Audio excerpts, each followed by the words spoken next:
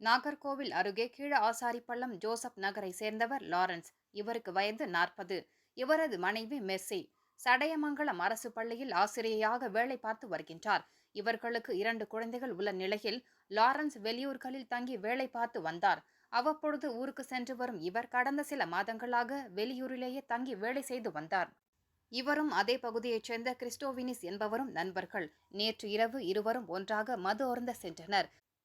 மது அருந்திவிட்டு இருவரும் வீட்டிற்கு வந்து கொண்டு இருந்தனர்.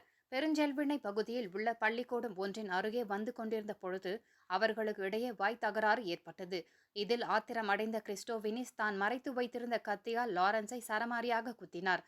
இரத்த வெள்ளத்தில் மயங்கி விழுந்த லாரன்ஸ் உயிருக்கு போராடி கொண்டிருந்தார். இதையடுத்து அவரை சிகிச்சைக்காக ஆசாரிப்பள்ளம் அரசு ஆஸ்பத்திரியில் சேர்த்தனர்.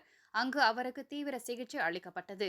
எனினும் சிகிச்சை பலனின்றி லாரன்ஸ் பரிதாபமாக இறந்தார். இதுகுறித்து Asaripallam inspector Thangaraj, sub inspector Jessy Menaka தலைமையிலான போலீசார் வழக்கு பதிவு செய்து விசாரணை நடத்தி வருகின்றனர். கிறிஸ்டோவினிஸ் மீது கொலை வழக்கு பதிவு செய்யப்பட்டதை அடுத்து அவர் தலைமறைவாகிவிட்டார். அவரை பிடிக்க தனிப்படை போலீசார் நடவடிக்கை மேற்கொண்டு உள்ளனர். கிறிஸ்டோவினிஸ் மீது ஏற்கனவே 5க்கும் மேற்பட்ட வழக்குகள் உள்ளது. மேலும் ஆசாரிப்பள்ளத்தில் ரவுடிகள் பட்டியலிலும் இவரது பெயர் இடம்பெற்றுள்ளது குறிப்பிடத்தக்கது.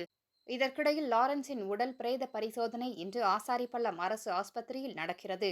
அவரது உறவினர்கள் ஏராளமானோர் அங்கு திரண்டு உள்ளனர். நண்பர்களுக்கு இடையே மது போதையில் ஏற்பட்ட தகராறில் லாரன்ஸ் கொலை செய்யப்பட்ட சம்பவம் பெரும் பரபரப்பை ஏற்படுத்தி உள்ளது.